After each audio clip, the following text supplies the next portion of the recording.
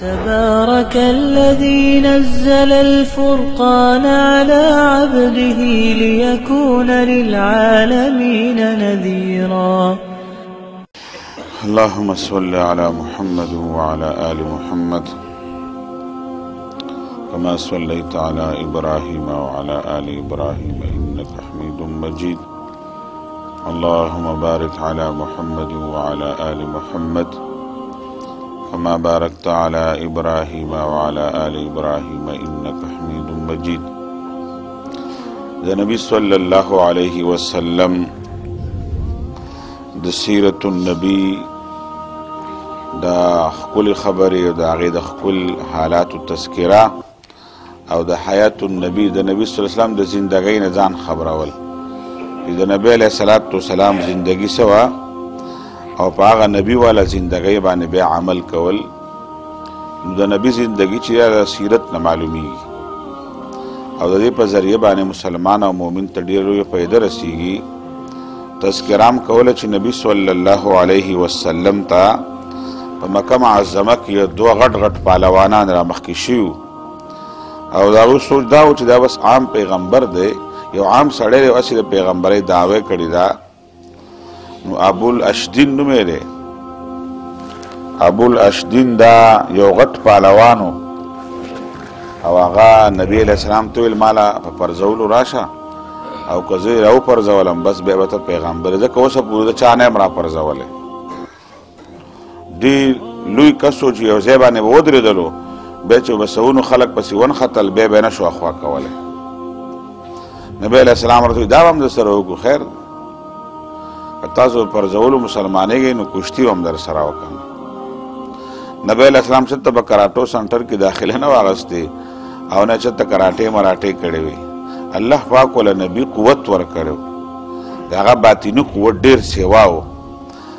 او د یو نبی قوت او طاقت د څلوېښتو ځوانان وي. او انس ابن مالک رضی الله عنه فرمایي عام د دنیا ځوانان جنتی ځوانان او د جنتیو ځوان قوت چې دی دا د دنیا د سلو ځوانانو د قوت برابري. د نبی علیه الصلاۃ والسلام قوت د بدن سره څلور زره ځوانانو د قوت برابرو. دومره قوت ولا الله باطنی ورکړو، بدنی نه باطنی قوت د نبی علیه السلام دومره ډېرو. نو چې کله راو پرځو که نه ښه په اسانه سره راواچو، ورته ویل خطا شومه او بیا راله راشه. نبی علیه الصلاۃ والسلام بیا هم راو پرځو او هغه خو په دنیا کې چا نه و راچولی. هغه ویل چې دا خو زما ډېر لوی بېزتي وشوله او په خپل ضد باندې په خپل عناد باندې ودرېدلو او کافر د دنیا لاړ، ایمان یې را نه وړلو. دغه شان یزید ابن الارکان دی هم یو غټ پهلوانو او د ده هم په دې خپله پهلوانۍ ډېر کبر او غرور به و. دم نبی علیه الصلاۃ والسلام ته وویل ماله په پرزولو راشه، که زه دې راوغورځولم بیا ته واقعي پیغمبر یې، ځکه چې زه چې اوسه پورې چا نه یم راچولی. نبی علیه السلام هغه سره هم پرزونې وکړې راوی چې دوه ځله او هغه بیا مسلمان شوی و. یزید ابن الارکان چې دی دی بیا مسلمان شو، صحابي و، بیا ایمان سره د دنیا نه تللی دی.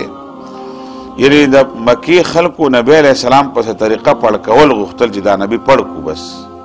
الله پاک د پیغمبر مدد کولو او الله پاک شرط هم پیغمبر علیه الصلاۃ والسلام یو پیغمبر هم په زمانه کې الله پاک امتیانو ته خلکو ته پاتې نه دی راویستی. د نبی علیه الصلاۃ والسلام د دې خبرو نه پس د الله رسول چې دی 11 کال د نبوت دی. وس دا چې څومره واقعات د طایف او د معراج او دا چې موږ وویلو دا 13 کاله پورې د نبی علیه السلام 11 کال د نبی علیه الصلاۃ والسلام د نبوت شروع دی او د حج موسم نه شروع کیدونکی دی او د شوال میاشت ده. په شوال کې، ذوالقعده کې، ذوالحجه او محرم کې په د څلورو میاشتو کې په مکه معظمه کې به ډېر زیات رش به او ډېر خلک به راتلل. نبی علیه الصلاۃ والسلام به بل یو طریقه اپناو کړه او بله طریقه یې شروع کړله او په دې کې ورسره ابوبکر صدیق رضی الله عنه شامل دی ورسره. او هغه دا و چې نبی علیه السلام به مختلفو قبیلو خلکو ته ورتللو او هغوی له به باقاعده دعوت ورکولو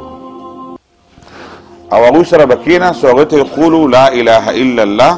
تفلحون دا خبره به یې کوله ورته چې تاسو لا اله الا الله ووایئ کامیاب به شئ یوه خبره به یې دا وکړله او دویم به یې ورته ویلو چې الیس منکم رجل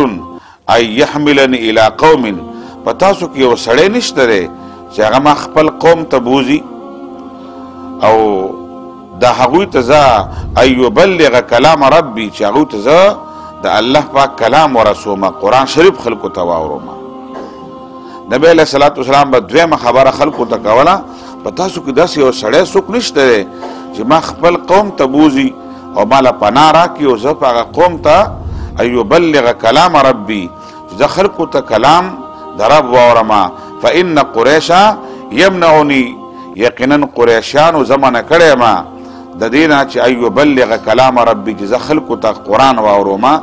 قریشیانو پابندي لګولې ده نو که تاسو کې څوک داسې وي چې هغه ما ځان سره بوځي او زه ورته قرآن واورومه نبی علیه الصلاة والسلام به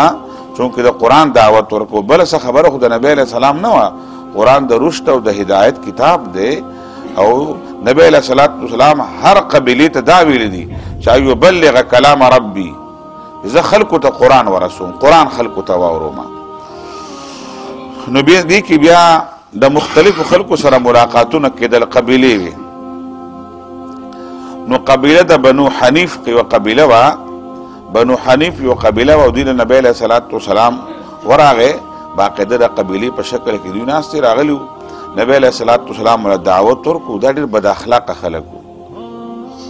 مشران هم ډېر بد اخلاقه وو دا هم ډېر بد اخلاقه وو د نبی علیه صلات وسلام خبره په ډېر غلط انداز باندې مسترد کړله او نبی علیه صلات وسلام ته بد ردي ویلو او ځکه چې د نبی علیه السلام خلاف په مکه معظمه کې چې دی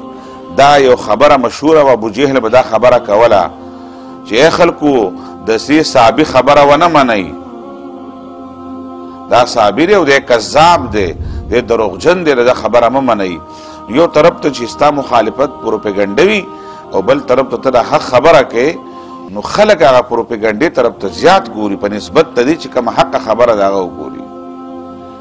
نو یو طرف ته ابو جهل ویل صحابي دی خبره مه منئ او کذاب دی دروغجن دی خبره مه منئ او بل طرف ته نبی علیه صلات وسلام به خلکو ته هم دا خبره کوله د بنو حنیف قبیلې خلکو ډېر په غلط انداز باندې نبی علیه صلات وسلام خبره مسترد کړله بیا د نبی علیه الصلاة والسلام ته بنو عامر قبیلې سره ملاقات وشولو او د دوی سردار په دې وخت کې چې دی بنو دا ابو حنیف داسې حنیف غالبا نوم دی بنو حنیف سردار ابو حنیف دی که داسې نوم دی هغه سره ملاقات وشولو نو د بنو عامر قبیلې خلکو ته چې نبی علیه السلام بیا دغه خبره چې قولو لا اله الا الله تفلحون او تاسو کې څوک شته دی چې ما ځان سره بوځي او زه خلکو ته قرآن وښیم ځکه قریشو منع کړی یم او زه پیغمبر یم تفصیلات پې ښودله ورته بنو عامر خلکو خبره واورېدله د هغوی سردار ورته وویلو هغه دنیا لالچي و نبی علیه صلات وسلام ته وویل هسې که موږ ستا ملګرتیا وکړو او ته کامیاب شو وګټې او بیا ته دنیا نه ځې نو ستا وارث به څوک ځکه ده خو نظر مخکې و لکه ته وګټې او په دې عربو ستا حکومت راغی او خلافت قایم شولو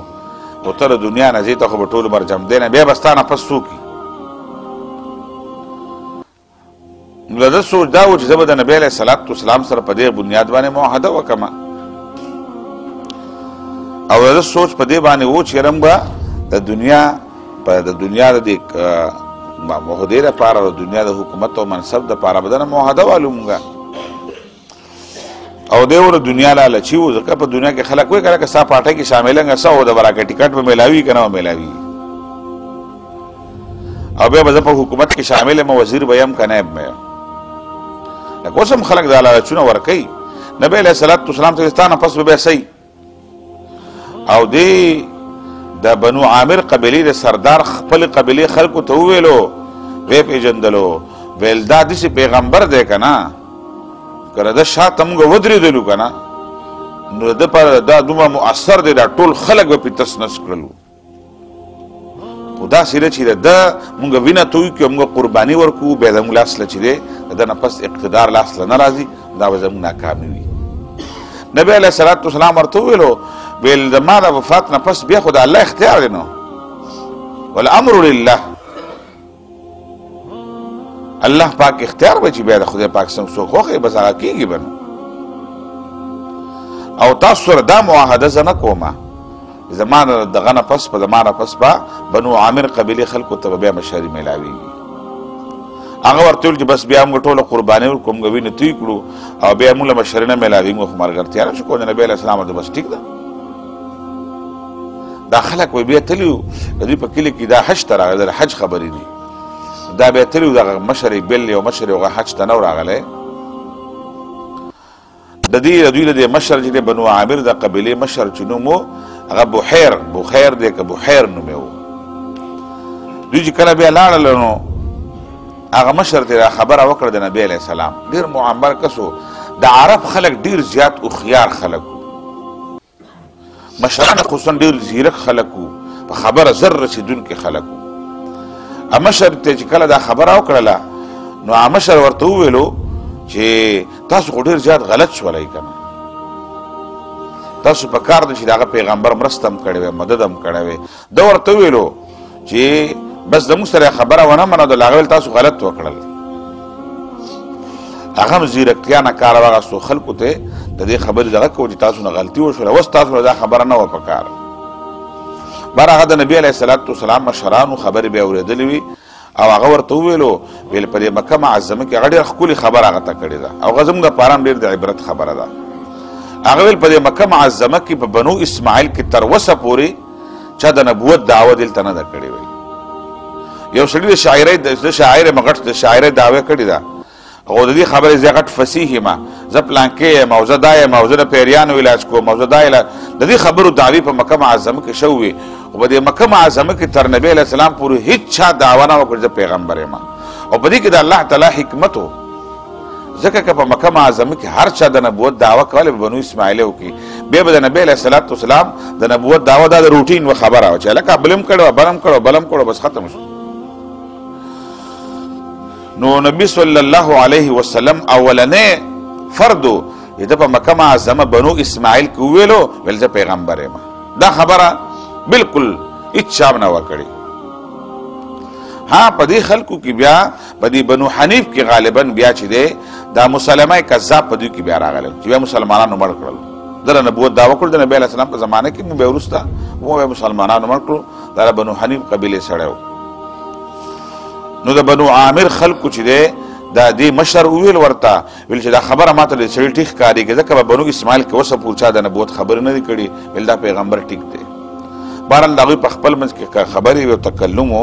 د نبي علیه الصلاة والسلام د نبوت د تصدیق یو اثر هغه مشر د خپلې تجربې په بنیاد باندې ذکر کړلو نبي علیه الصلاة والسلام دې نه پس بیا د قبیلو نه بیا داسې خلک وو چې هغه به ځان له داسې کېناستل به نو آیاس ابن معاذ غالبا دی نبی علیه الصلاة والسلام دته دو درې کسانو هغوی ته نبی علیه الصلاة والسلام دعوت ورکړلو ورته چې قولو لا اله الا الله تفلحون او خپل چې کوم ترتیب و د نبی علیه السلام د نبوت د خلکو خبرول نبی علیه الصلاة والسلام هغوی هم دعوت ورکړلو او آیاس ابن معاذ دا کشرو نبی علیه الصلاة والسلام ته ویل تاسو ووایه موږ تاسو کم کلام وایو نبی علیه السلام ته قرآن واورو عرب خلک وو هغه ملګرو ته ویل دا خو ډېره ښکلې خبره کوي موږ له منودل پکار دي انس ابن رافع و هغه ول په دې خوله کې شګې ور واچولې او دا خوله یې وله ویشتله په شګو باندې بس آیاس ابن معاذ چې و دا کشر و بس دې خاموش شولو بس د نبی علیه السلام خبره دلته ختمه شوله دا د مدینې خلک او د هلکانو نوجوانانو وفدو څلور پنځه کسان به و آیاس ابن رافع چې هغه کله په خوله کې خاورې واچولې و ویوالو لکه په شګو باندې ویشتلو آیاس ابن معاذ خاموش شولو بیا راغله دوی مدینې ته په مدینې کې یو څو میاشتې پس چې دی د آیاس ابن معاذ نوجوانو دی بیمار شولو یا څوک کوئی بیمار شوی دی تاریخي خبره ده کوی چې نه دلته جنگ شوی و د اوس او خزرج قومونو جنګونه شوي وو د هغې په بنیاد باندې دا شوی دی دا نوجوان بیا بیمار شوی دی او د بیمارۍ په حالت کې دی چې کله آخري حالات یې و دلته کلمه ویله او تسبیحات یې ویل هغه وخت کې خو د مکې خلک نه پوهېدل چې دا دی څه وایي مسلمانان وروسته بیا وویل چې او ده خو په هغه وخت کې ذکر کولو او کلمه ورته الله پاک ورنصیب کړې وه ځکه د نبی علیه السلام احترام یې کړی و او د نبی علیه السلام باندې تقریبا هغه ایمان راوړی و الله پاک چې شاته هدایت ورکړي که نه طلب ډېر بنیادي شیز دی ښه دا د هدایت طلب نه دی چې انسان د الله پاک نه د هدایت طلب کوي چې ما ته الله نیغه لار وښیي او دې کې دا دلچسپي وي الله ورنصیب کوي د ابو طالب په واقعه کې ما ویلو چې ګوره ابو طالب تقریبا 15 کاله که 6 کاله د نبي صلی الله علیه وسلم خدمت کړی و د مسلمانانو خدمت یې کړی و هغه په دې بنیاد نه و کړی چې زما نه الله راضي شو زه هدایت طلب کوم هغه د خاندان او د قومیت په بنیاد دا کار کړی و دا زما قومي دی د قوم پرستۍ په بنیاد دا کار کړی و هغه د یو دنیوي او د پیغور نه ځان د بچ کولو دپاره نو ابو طالب کې دغه طلب نه و نبی علیه السلام چې اگر ورته وویلو ویل ته کلمه ووایه که نه ویل نور دې سفارش کوم خو ته خو کلمه ووایه که نه زه به دله بیا جنګ کوم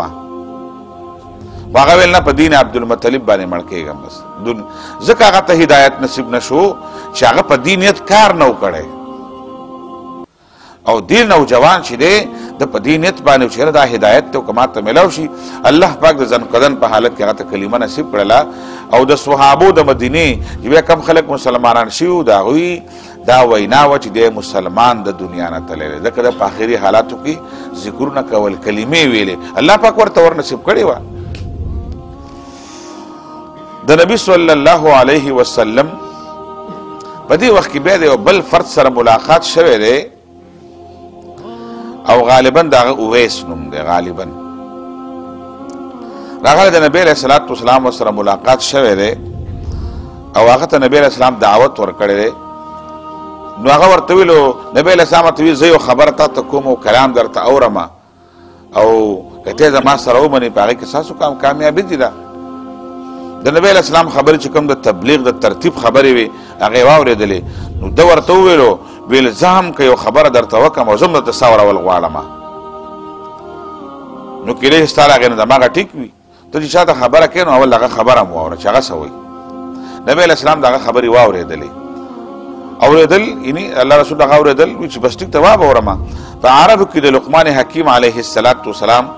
اقوال ډېر زیات مشهور د لقمان حکیم 2 قسمه کتابچې په دنیا کې موجود وي باقاعده لیکلو خلکو به ویل هغه یوه کتابچه هغه به چې هغې کې د لقمان حکیمو خلکو ته د توحید خبرې کړي دي هغه د الله تعالی خالص توحید و د عربو به دا ډېر نه خوښولو ځکه عربو کې شرک ډېر او بل طرف ته د لقمان حکیم د علم هغه خبرې وي چې په هغې کې به دغه خبره د زهد خبرې وي د دنیا نه د بې رغبتۍ خبرې عربو به دا خبرې خوښولې چې زهد په انسان کې راشي او تقوا راشي او د دنیا نه بې رغبتي راشي او دا راشي دې طریقه باندې به هغه نو د دې کس سره چې دی نو هغه د لقمان حکیم هغه خبرې وي چې هغه د زهد خبرې وي د لقمان حکیم د دنیا نه د بې رغبتۍ خبرې وي نبی علیه السلام ورته بس ووایه بس د لقمان حکیم د خبرو نه څه خبرې پیش کړې نبی علیه السلام واورېدلې نبی علیه السلام دا خو ډېرې ښکلې خبرې دي ویل دې نه زه مؤثر خبره کلام درته پیش کوم لکه دا د انسان کلام دی زه د الله کلام پیش کوم هغه ورته ووایه نبی علیه الصلاة والسلام قرآن شریف ورته واورولو ګوره نبی علیه الصلاة والسلام خلک په تعویذونو نه دي مسلمان کړي ښه نه په دمونو کړي دي نه په توره خلک مسلمان کړي په زور هم خلک نه دي کړي او نه سبب له دنیا په لالچ باندې قرآن پیغمبر علیه السلام په هر ځای کې قرآن پیش کړی دی خلکو ته نبی علیه الصلاة والسلام هغه ته قرآن واورولو هغه بالکل حیران شولو هغه ته واقع دا کلام د الله تعالی دی بالکل مؤثر کلام دی او هغه بیا د نبی صلی الله علیه وسلم دا خبره د نبی علیه الصلاة والسلام سره ومنودله او بیا مسلمان شوی دی هغه ځکه چې هغه په دې خبره پوه شو چې لقمان حکیم د دې خبرو نه شوتې خبره د الله تعالی د کلام دی په دې دوران کې بیا داسې چل شوی و چې ابوذر غفاري رضی الله عنه د ابوذر قبیلې سره تعلق و او دا ډېر لوی صحابي تیر شوی دی نبی علیه الصلاة والسلام دته د دې خبرې لقب ورکړو دی ابو ذر چې دا انتهایی رښتینی او صادق انسان دی، رښتینی انسان او د ابو ذر عقیده دا وه هغه ویل چې سهار ډوډۍ خورې ماسپښین ته روټۍ ساتل دا ګناه ده. ویل سهار یې خوره ماسپښین چې کومه بچت کېږي هغه د الله په نوم ورکوه. صحابو ته ویل ماسپښین ته غم مه کوه، ماسپښین به الله ورکوي به. ماسپښین به یې شو خوړه ماښام ته به نه پرېښودل، هغه به یې دا د خدای په نوم ورکړه، ماښام به الله پاک راکوي. ویل د هغه په نس باندې ځان سره د دنیا اشیا ساتل دا ګناه وه. ابو ذر غفاري رضی الله عنه ډېر لوی جلیل قدر صحابي و. نبی علیه الصلاة والسلام د هغه ډېر صفتونه بیا ذکر کړي دي او په ډېر جهادونو کې د هغه خپل بیا د هغه خپل زندګي بیا بله ده. دې خبر شوی و د خپل رور راولېږلو مکې معظمه چې لاړ شه. په دې مکه معظمه کې چې د څوک پیغمبر پاتې شوی پیدا شوی دی او ابو ذر هغه صحابي دی چې د کفر په حالت کې هم د شرک نه نفرت کولو، د بوتانو عبادت نه یې کړی، د بوتانو عبادت ډېر سخت خلاف او په دې تلاش کې چې چېرته څوک داسې وي چې ما پر خپل توحید باندې او په دې باندې ما ته طریقه وښیي. ابو ذر ورور چې کله راغی په مکه معظمه کې پاتې کېدلو د نبي علیه الصلاة والسلام خبرې واورېدلې، پوه شو او ملاقات به م شوی بی یا نه دی شوی. خو دا ورور یې هسې مجمله غوندې لاړ. بیا ابو ذر ته یې وویل ویل ښه سړی دی، ښه خبرې کوي. هغه ویل ګوره هلکه صحیح معلومات دې رانه وړل، دا څه وی ښه خبرې کوي. ما خو ته لېږلی چې ما له ښه معلومات راوړی تا رانه وړل، بس لاټۍ راوغسه به خپله راووتلو راغی. ابو ذر غفاري چې کله دغه ته راورسېدو مکې معظمې ته بیت الله شریف ته، په بیت الله شریف کې پاتې کېدل ځکه د هرې نه چا نه تپوس نه شو کولی، رور ته حل ویلی و. ټول خلک دومره سخت مخالف دي او چې څوک د هغه په دغه پسې راځي که نه نو بس خلک یې راباندې کوي، سړی مړ کوي. بس څوک د محمد صلی الله علیه وسلم تپوس کوي که نه بس په هغه سړي راباندې کوي، مرګ حل دی وهي، بس پرېږدم دی نه پرېږدي. ابو ذر د ماحول نه خبر شوی، ورور ورته ویلي و ویل سړی ښه سړی دی، خبرې خو ټیک کوي. ابو ذر غفاري چې بیت الله شریف ته راغی، بیت الله شریف کې ناست و، چا نه تپوس هم نه شو کولی. ماسخوتن شولو، خلکو منځونه کول به څه عبادات په بیت الله شریف کې د کفر په حالت کې هم کېدل به. علي رضی الله عنه په نظر پرېوتلو، ویل ته که مېلمه یې لکه؟ ویل او وی راځه. عربو کې مهمان نوازي ډېره زیاته وه. د دې وجې نه وایي د عذاب قبر دپاره 20 ګناهونه داسې دي، دا 40 که 50 یا 20 دي، د 50 ته 40 نه پورته تر 20 پورې غالبا دومره تعداد دی په دنیا کې. یو 20 ګناهونه داسې دي، 27 یا 26 یا 24 یا 25 داسې ګناهونه دي د هغې په وجه باندې به الله پاک بنده له عذاب قبر ورکوي. په هغې کې یو ګناه چې ده هغه د میلمه احترام نه کول، مهمان نوازۍ نه انکار کول. څوک د میلمه اکرام ونه کړي او مهمان نوازۍ صفت پکې نه وي هغه له به الله پاک عذاب قبر ورکوي به. او چې چا کې مهمان نوازي وي د میلمه اکرام وي نو الله پاک به د هغه د عذاب قبر نه بچ کوي به. دی الله پاک د الله رسول تذکره دغه احادیثو کې د هغې خپله تذکره ده. بیا نبي صلی الله علیه وسلم د عرب هغه به کې به خپله مهمان نوازي دی، په عربو کې ډېره سیوا وه.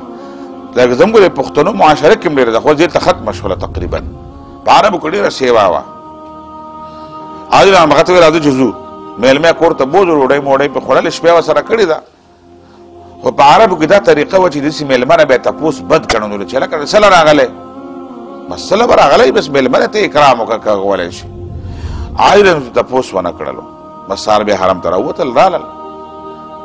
د بیا ورځ تېره کړله، بیا ماښام ماسخوتن شولو. علي چې وکتل سړی بیا ناست، هلکه بیا خپل منزل مقصود ته نه تللی، دغه وي چې دی به چېرته به سفر تللو سکار بیا وي کار دې نه شوی نه وی راځه چې ځو. نبی علیه الصلاة والسلام د تره زوی دی علي رضی الله عنه لاړل ورسره واپس. روټۍ چې به وخوړله نو د عاجرن تپوس مطلب دا و چې لکه که ستا سکار او ته په سکار پسې راغلی او ته یې نه شې کولی، ما ته وایي زه سره مدد وکړم. یعنې په تپوس انداز نه معلومیږي داسې. هغه ورته ویل ستا کار کې څه رکاوټ دی، ته څه پسې راغلی یې، ته د کار ته رسېدلی نه شې، ونه شولو، څه چل دی. نو ابو ذر ورته وویلو ویل زه یوه خبره کوم خو واده به راسره کوې چې چاته به وایې نه، میلمه یم اول به راسره واده کوې، عرب په لوز کې ډېر مضبوط خلک چې لوز به وکړو بیا به نه ماتو. هغه ورته ویل واده مې چاته نه وایم. ویل دلته یو کس پیدا شوی دی محمد نومی دی صلی الله علیه وسلم او زه د هغه ملاقات له راغلی یم. علي ورته ویل بلکل ورته ورسېدلی او ویل انشاءالله ملاقات به دې سبا ورسره کوم. ابوذر ډېر خوشحاله شولو او دا خو ورته پته نه و چې علي مسلمان دی. علي ورته په خپله څه ونه ویل. علي رضی الله عنه څاروي کور نه دې دواړه وځي وایي ګوره که زما سره خلکو ولیدلې که نه نو خلک در باندې راباندې کوي به چې علي روان دی سړی پیغمبر له روان کړی دی. بیا ما ته خو ځکه څوک څه نه شي ویلی زه خو د دې علاقې سړی یم او خاندان مې دی ما ته خو څوک خو ته ناشنا یې میلمه باندې بیا تا باندې به خلک لاس پورته کوي نو که داسې ته ما پسې شاته راځه که داسې وه چې یاره چا کتلې که نه نو که ما ته اندازه وشوله چې یاره مونږ څوک ګوري وس نو زه به سپلی بیا جوړ یو دیوال ته به ودرېږم سپلی به خپله ټیکوم او ته بیا ځه په ما ته به نه ودرېږې ما ته به نه ګورې بس ته خپله لار وهه بیا ځکه ته خو نه پوهېږې زه خو پوهېږم نو ځکه چې ما کله سپلی ټیک کول او زه په دې لاره کې سارېدل شروع کړم تا ته به اندازه وشي چې یاره مونږ ته څوک ګوري هسې نه چې څوک دې ونه وهي میلمې علي رضی مخکې ابوذر پې ورپسې دی ولاړه په دار ارقم ورننوتل نبي علیه الصلاة والسلام خواله بوتلل. نبی علیه الصلاة والسلام سره د ابوذر چې کله ملاقات وشلو ابوذر غفاري واحد صحابي دی د الله پاک رسول ورته وویلو ویل پیغمبر یم او کله دا خبره دعوت ورکړله ابوذر ورته فورا د الله رسول کلمه شهادت راته وایه. ابوذر غفاري رضی الله عنه اشهد ان لا اله الا الله واشهد ان محمد رسول الله ویلو. ابوذر واحد صحابي دی دا الله د رسول نه ثبوت غوښته نه رکاوټ او نه سوچ او فورا د الله رسول ته ویلو د الله رسول ایمان مې کلمه شهادت او بیعت ورسره وکړلو فورا مسلمان شولو. نبی علیه الصلاة والسلام ډېر خوشحاله شولو. ابوذر چې د خپل د زړه ارمان یې پوره شو مسلمان شو. نبی علیه السلام ورته ویل هلکه بیا بس زه خپلې قبیلې خلکو له او چې بیا کله موږ ټول اسلام بلکل کلاو شو بیا به راشي او دې چې نور چاته خبره ونه کړي. ابوذر خو ډېر د شعورونو توحید نه سینه ډکه وه خو ځای ورته وس میلاو شو ابیاري وشوله. ابوذر غفاري رضی الله عنه ویل د الله رسول یو ارمان مې دا به پوره کوم بیا به ځمه. سبا چې شولو د بیت الله شریف د دروازه کې راغی ودرېدلو د مکې د خلکو د بیت الله نه سمه حجره جوړه کړې وه ډلې ډلې به پکې ناستې او ګپې شپې به خلکو لګولې. دا ټول خلک به په شان د حجرې خلک به د بیت الله کې ناست وو ډلې ډلې په دروازو باندې سلاسونه کېښودل او ویلې خلکو واورئ اشهد ان لا اله الا الله واشهد ان محمد رسول الله. او د